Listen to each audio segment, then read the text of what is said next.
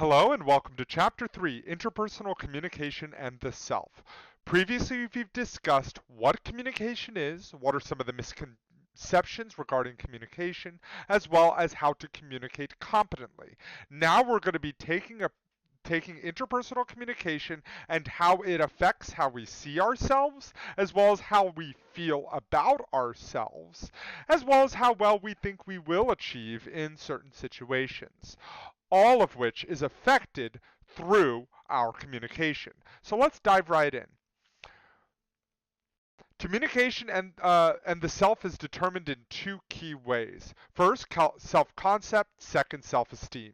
Self-concept is the relatively stable set of perceptions we hold about ourselves. So, how do you see yourself? Do you see yourself as a student? Do you see yourself as funny? Do you see yourself as a teacher, a parent, a child, a whatever? Do you see yourself as empathetic? All of which are based in your self concept. Self esteem, however, is part of the self concept that involves evaluations of self worth. So, how you feel about yourself. Are you good? Are you bad? Are you right? Are you wrong?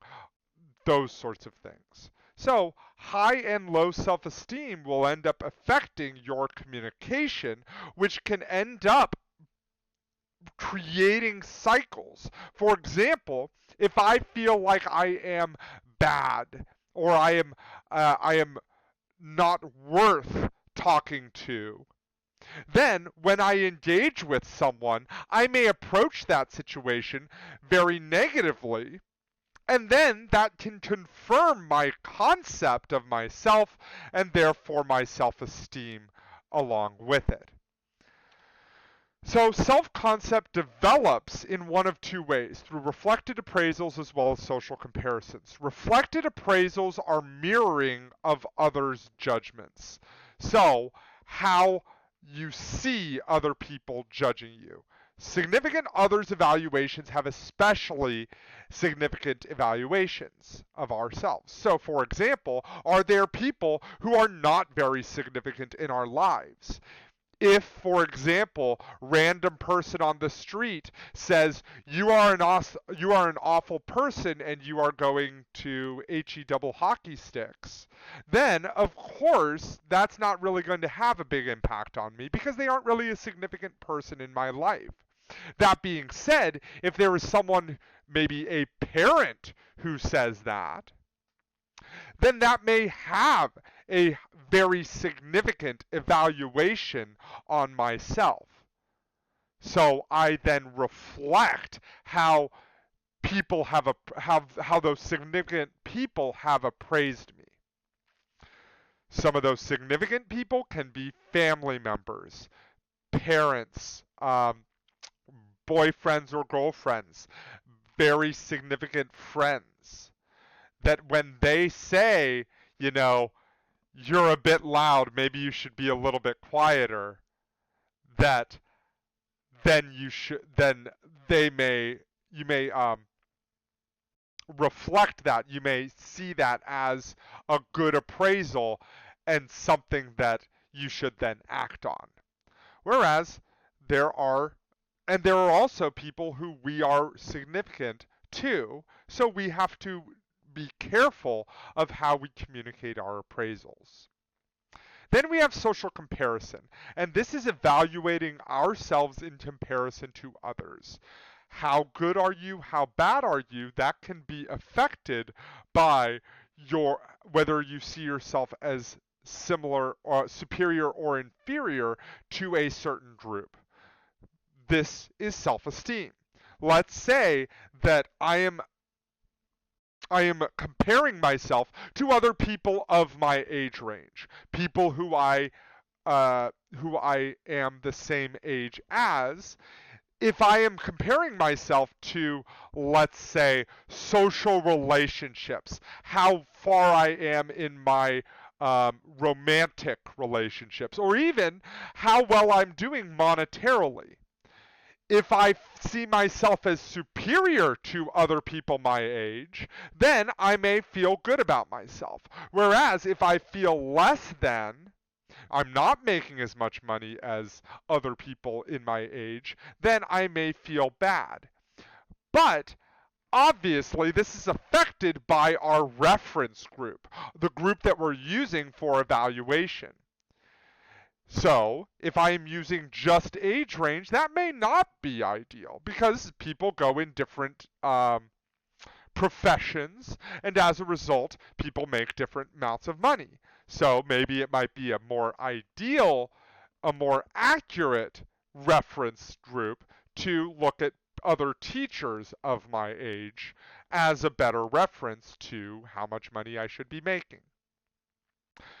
In the same vein, we also have similar or different. Am I similar to other people in this group? Am I different to other people in this group? This affects self-concept, how you see yourself. For example, let's go back to uh, romantic relationships, let's say. If my reference group is age again, then I would see that I'm pretty similar to where everyone else is regarding romantic relationships. Then I would see myself as part of that group. I would see myself as that, as person in my 30s. That being said, if I see myself as different, then that can affect how I see myself as well, and maybe I may not feel as much of a part of that group.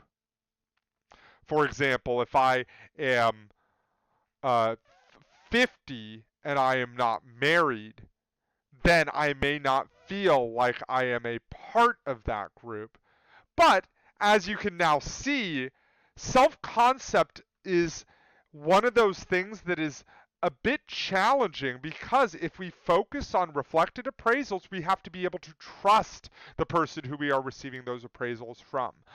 And with social comparison, we can compare ourselves to flawed reference groups or even doing it in such a way that is unrealistic. We're using an unrealistic comparison that can cause us great harm.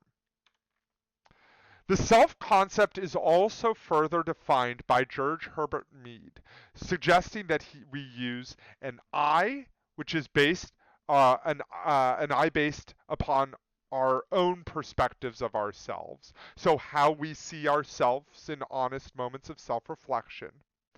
This tends to be the psychological of how I see myself.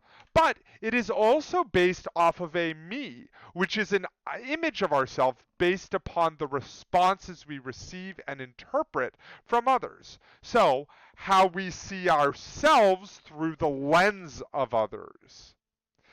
And in so doing, there are two distinct self concepts that we have to be able to navigate around and be able to coordinate. So there is much more to the question of who am I? Some characteristics of self concept first is that it is entirely subjective. That the foggy mirror theory states that we see ourselves more positively than others do, or that we see ourselves more positively than others. This was best reflected by surveys saying how rate your intelligence, and almost everyone would rate themselves as above average. Self-evaluation, this speaks to the subjective nature of self-concept. Also, self-evaluation can be distorted. It can be distorted through obsolete information.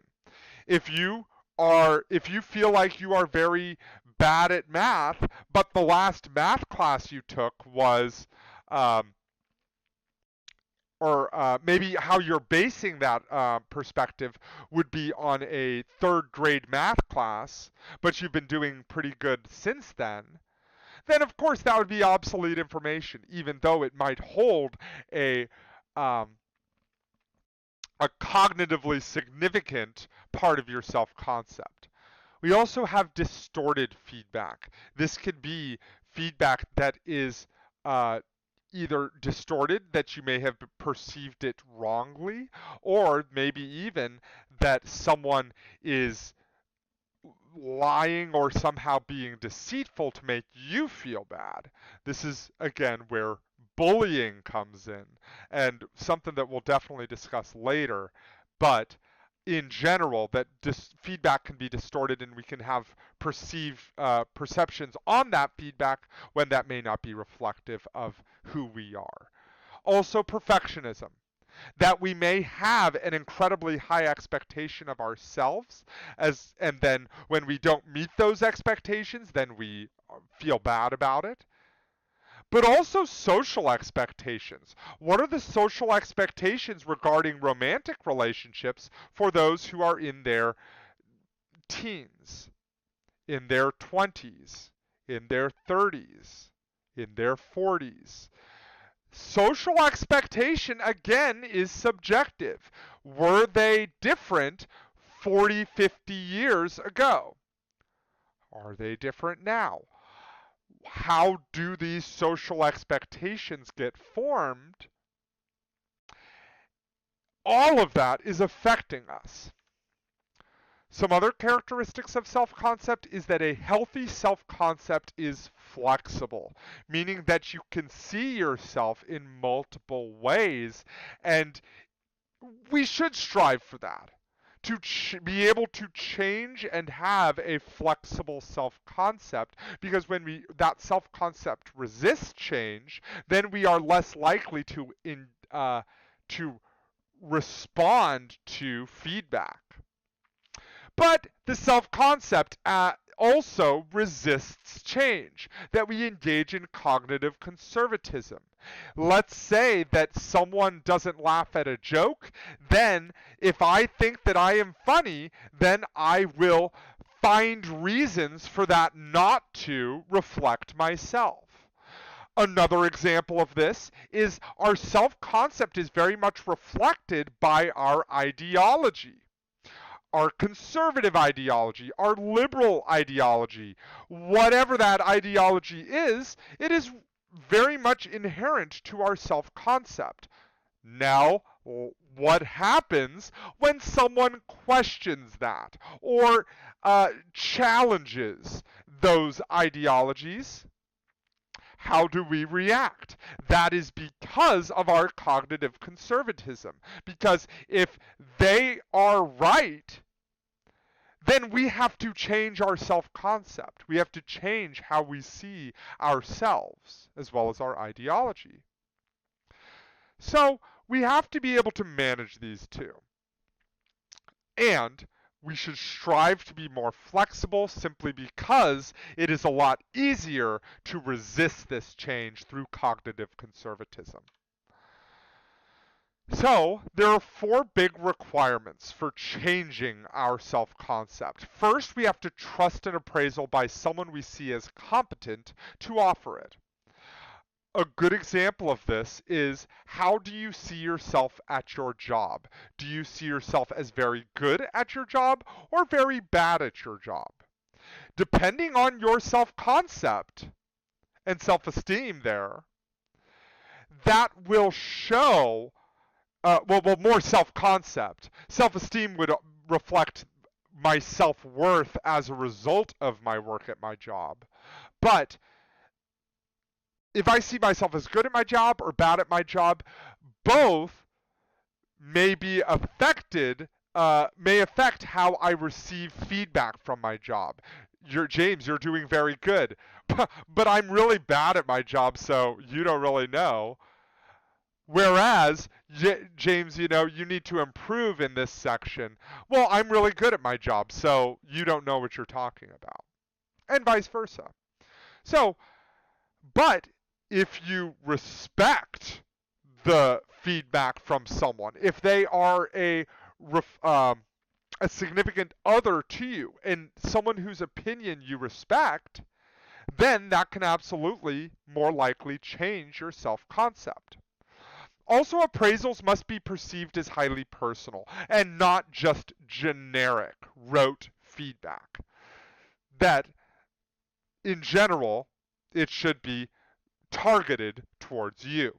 This is reflected of not only how we take in feedback, but also when we try to help people change, that we should strive to have highly personalized feedback for them. Also, appraisals must be reasonable considering what we believe about ourselves, meaning that we should not changing someone's entire ideology may not be realistic, and by trying to change it may actually be detrimental to the relationship. So it should be reasonable to take small steps rather than large leaps. And then lastly, appraisals must be consistent and numerous. That one piece of feedback will not change your self-concept. However, multiple opportunities and feedback from significant others perceived as highly personable and reasonable considerations, all of which could have much more impact on us. Next, so we have a conception of ourselves. Now, this can actually lead to cycles. One of the big ones is self-fulfilling prophecy. This occurs when a person's expectations of an event and his or her subsequent behavior based on those expectations make the outcome more likely to occur. So there are 4 stages of this. First, holding an expectation. Expectations are held within our self-concept of how well we will do in these certain situations. This is also called self-efficacy. So once we hold an expectation, let's say that I am good at public speaking, then I will behave in accordance with that expectation. You know, I am very good at this, therefore I will act in a way, since I am good at it, I will do more of it. I will practice more of it. Then, as a result, the expectation comes to pass based off of my behavior. And then once I've that behavior, that expectation has been confirmed through my behavior, then it reinforces my initial expectation. This can also be done negatively. I am bad at public speaking, what a lot of people see. But this can also be attributed to I am bad at math, I am bad at science, I am bad at writing, I am bad at relationships, I am bad at humor, I am bad with social situations. But let's focus on public speaking. I am bad at public speaking. So I am going to be less confident behaving in this. I will feel more judged. I may feel also that I'm not going to do as well, therefore I should try to rush through or maybe not practice as much of my speech. The expectation then comes to pass because of the behavior I've done. And then the behavior, that outcome, the negative outcome, reinforces that I am indeed bad at public speaking. This happens a lot, and it is something that we can overcome by changing some of our self-concept. This self-fulfilling prophecy can be self-imposed, but it can also be other-imposed. Previously, I've talked about the self-imposed prophecy of public speaking. Now let's talk about the other-imposed prophecy.